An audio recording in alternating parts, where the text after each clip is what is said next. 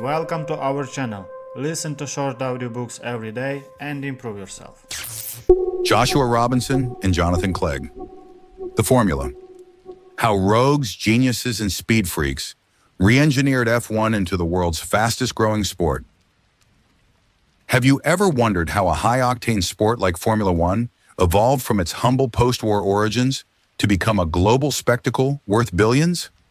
The Formula, by Joshua Robinson and Jonathan Clegg, takes you on a thrilling journey through the history of Formula One, revealing the fascinating stories behind its transformation.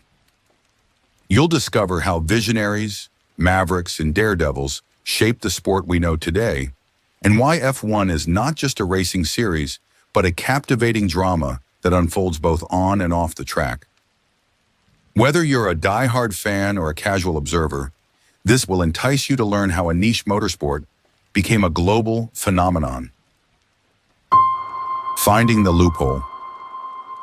Formula One's origins can be traced back to post-World War II Britain, where disused airfields became racetracks, and war veterans with mechanical expertise fueled a motorsport revolution.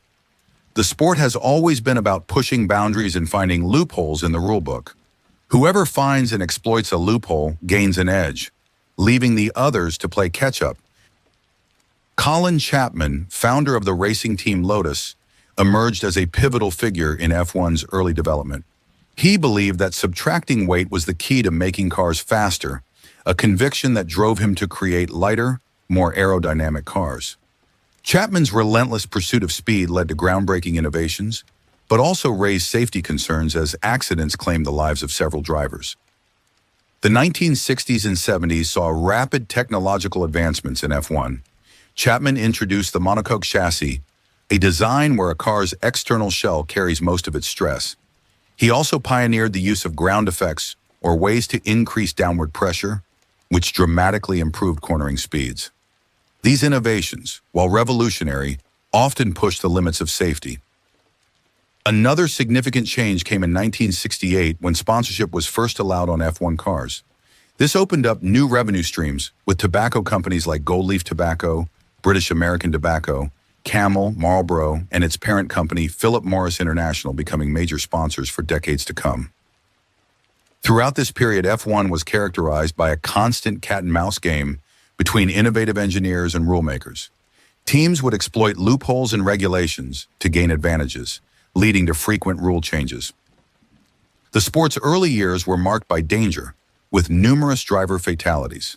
This dark aspect of F1's history eventually led to increased focus on safety measures in later decades.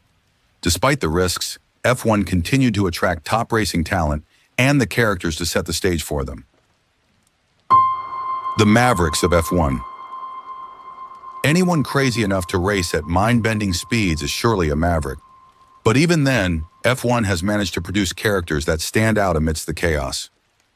Enzo Ferrari, the founder of the eponymous Italian racing team, was known for his passion and uncompromising approach. Ferrari took great pride in his engines, emphasizing raw power over finesse and aerodynamics. That might have cost him a few titles, but he still managed to establish his team as a dominant force in F1 and to build a mystique around his cars through clever marketing. Enzo Ferrari shunned advertising, but counted celebrities like Prince Rainier of Monaco, Grace Kelly, and Steve McQueen as clients. He agreed to have his Ferrari featured in a Hollywood movie, but on one condition: it would not be shown losing to a rival. Next, we have Bernie Ecclestone, arguably the most influential figure in F1. Initially a team owner, he went on to revolutionize F1's business model. He recognized the sport's potential as a global television spectacle and negotiated lucrative broadcasting deals. Ecclestone centralized control of F1's commercial rights, transforming it into a multi-billion-dollar enterprise. His shrewd deal-making included controversial moves like bringing races to new markets regardless of their motorsport heritage and prioritizing financial gains over tradition. Under Ecclestone, Abu Dhabi and Bahrain became fixtures on the F1 calendar. Then there was Ayrton Senna, who is widely regarded as one of the greatest F1 drivers ever, and brought a new level of intensity and skill to the sport. His rivalry with Alain Prost captivated fans worldwide. Senna's aggressive driving style and unwavering commitment to winning sometimes led to controversial incidents on the track. His tragic death in 1994 after a crash at the San Marino Grand Prix prompted significant safety improvements in F1. Senna left a lasting legacy beyond his 3 world championships, with his tragic death seeming to increase the mystique around the driver and his sport. Finally, there's Michael Schumacher, who took F1 to new heights of professionalism and success. His partnership with Ferrari resulted in an unprecedented era of dominance, winning 5 consecutive world championships from 2000 to 2004. Schumacher's meticulous approach to preparation, including extensive testing and physical training, set new standards for driver dedication, and his success helped expand F1's global fan base. Together, these figures shaped modern Formula One, turning it into a high-stakes blend of cutting-edge technology, daring sportsmanship, and business savvy. The Piranha Club. Bernie Ecclestone's reign over Formula One was marked by shrewd business tactics and controversial decisions that shaped the sport's governance for decades. His approach to running F1 was often compared to a dictatorship, with Ecclestone wielding enormous power over teams, sponsors, and race organizers. Ecclestone's masterstroke was in acquiring F1's commercial rights from the FIA, motorsport's governing body, for a fraction of their true value. This deal gave him unprecedented control over the sport's revenues and decision-making processes. He leveraged this position to negotiate lucrative television deals and expand F1's global reach, paying himself enormous sums along the way. In 2007, McLaren had to deal with a different kind of sum, a fine. McLaren was accused of possessing documents containing Ferrari's car designs. This highlighted the intense competition and espionage that existed between teams, as well as the complex politics at play in the sport's governance. The incident resulted in a record fine of $100 million for McLaren. The term Piranha Club was used to describe the cutthroat nature of F1 team ownership and management. The Piranha Club included influential business figures and the team principals who led their squads through wins and losses, all operating in a high-stakes environment where alliances were formed and broken based on self-interest. As for Ecclestone's governance style, this was characterized by divide-and-conquer tactics, playing teams off against each other to prevent unified opposition to his rule. He also maintained a close relationship with the FIA, particularly during Max Mosley's presidency, which further consolidated his power. Despite criticism of his autocratic approach, Ecclestone's business acumen transformed F1 into a global entertainment powerhouse. He did what he believed the sport needed, even if that meant favoring teams like Ferrari, whose brand was intricately linked to the sport. Despite his fondness for Ferrari, Ecclestone knew no sport could survive if one team won every race. Luckily for him, a new player was about to change things. The Disruptors. Red Bull's entry into Formula One marked a significant disruption in the sport's traditional landscape. The company's founder, Dietrich Mateschitz, brought an unconventional approach to F1, transforming his outfit from a mere sponsorship opportunity into a fully fledged racing team. Mateschitz's strategy was to shake up the established order. He purchased the struggling Jaguar team for a symbolic £1 and rebranded it as Red Bull Racing. The team's approach was radically different from the start, focusing on creating a fun, energetic atmosphere in contrast to the serious, corporate environment of other teams. Red Bull introduced the Energy Station, a lavish mobile hospitality unit that became the social hub of the paddock, which is the working area of F1. This open-door policy contrasted sharply with the secretive nature of other teams, particularly McLaren, whose team principal Ron Dennis prioritized order over flair. Red Bull also brought a sense of spectacle to F1, with stunts like dressing the pit crew as Star Wars stormtroopers and hosting parties on floating pontoons in Monaco. To lead this disruptive force, Mateschitz hired Christian Horner, the youngest team principal in F1 history. Despite initial skepticism, Horner proved to be an astute leader. He made key decisions, including the crucial poaching and hiring of Adrian Newey, F1's most celebrated car designer, from Red Bull's rivals, McLaren. Under Horner's leadership and with Newey's technical expertise, Red Bull quickly became a competitive force. The team's success culminated in 4 consecutive world championships from 2010 to 2013, with Sebastian Vettel at the wheel. Red Bull's journey from an energy drink company to a dominant F1 team demonstrated how fresh thinking and a willingness to challenge conventions could lead to success in even the most established and technical of sports. Their approach not only brought them victories, but also injected a new energy into Formula One, attracting a younger audience and transforming the sport's image. But they weren't the only horse in the race, as we'll discover in the next section. The glory days of Mercedes. After Red Bull's stint at the top came a new era of dominance, this time under a different name, Mercedes. Mercedes' dominance in Formula One during the 2010s was a result of a perfect storm of talent, technology, and timing. Toto Wolff, a former racing driver turned investor, took over as team principal and co-owner of Mercedes F1 in 2013.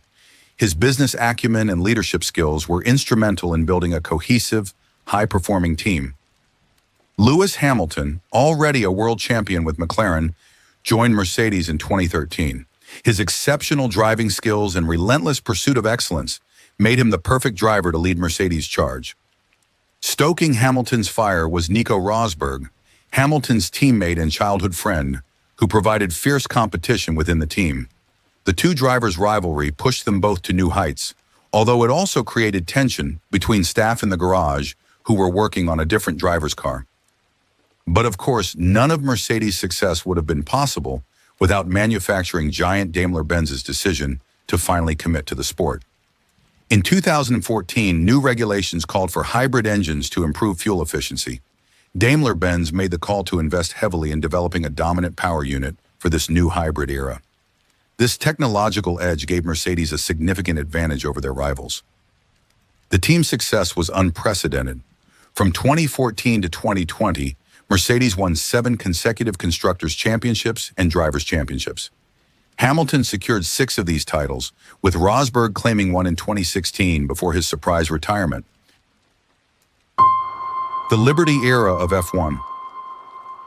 Liberty Media's acquisition of Formula One in 2017 marked a significant shift in the sport's business model and approach to audience engagement. The American media company recognized F1's potential as a content-rich platform and set out to modernize its operations. Under Liberty's stewardship, F1 embraced digital media and social platforms, areas that had been largely neglected during Bernie Ecclestone's reign. They lifted restrictions on teams and drivers, sharing behind-the-scenes content and allowing fans unprecedented access to the sport's inner workings. The introduction of the Netflix series Drive to Survive was an absolute game-changer. This documentary-style show offered a dramatic, in-depth look at the personalities and rivalries within F1, attracting a new generation of fans, particularly in the United States. It gave drivers at the bottom of the league exposure and made stars out of staff inside F1 garages. Celebrities like David Beckham, Gordon Ramsay, Paris Hilton, and Michelle Obama became regular guests at F1 events. Liberty also focused on expanding F1's calendar, adding new races in strategic markets like Vietnam and Miami. They aimed to turn each race weekend into a broader entertainment spectacle, incorporating music concerts and other attractions to appeal to a wider audience.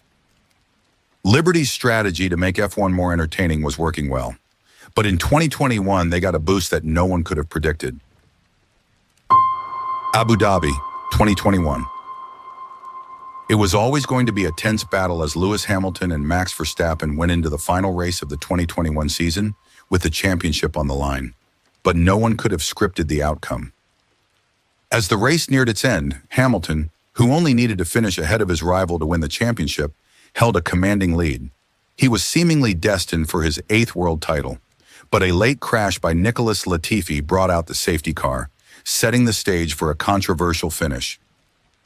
Race director Michael Masi faced a crucial decision with just a few laps remaining. Initially, he announced that lapped cars wouldn't be allowed to overtake, but after communication from Red Bull, Masi changed his mind, allowing only the 5 lapped cars between Hamilton and Verstappen to pass the safety car.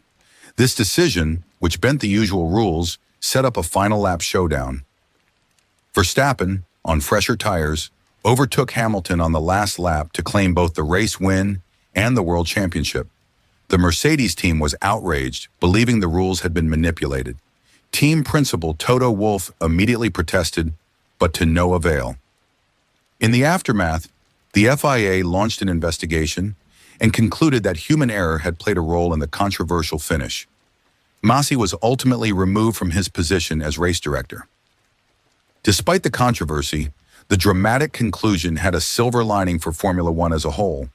It made for gripping television, showcasing raw emotion, tension, and controversy, elements that Liberty Media, F1's owners, had been eager to promote. Even the incredulous Toto Wolff admitted after things had cooled that the incident only made Formula One more popular. The tension between sporting integrity and entertainment value is an ongoing theme in debates about the future direction of Formula One. For now, it's fair to say that the sport is up and rising fast. To the Formula by Joshua Robinson and Jonathan Clegg, you've learned that in its early days, Formula One attracted mostly motorsport enthusiasts who were in it for the adrenaline, the engines, and the challenges of aerodynamics. The sport began to transform as sponsorship money started to flow in from tobacco companies. Legends started to build around figures like Enzo Ferrari, Bernie Ecclestone, Ayrton Senna, and Michael Schumacher. Ecclestone's governance, as complicated as it was, turned F1 into a viable business. He set the stage for the epic stories of Ferrari, Mercedes, McLaren, Red Bull, and their superstar drivers. Sensing an opportunity to make F1 even bigger, Liberty Media leveraged new media to raise the profile of the sport. Today, there seems to be no limit to where F1 can go.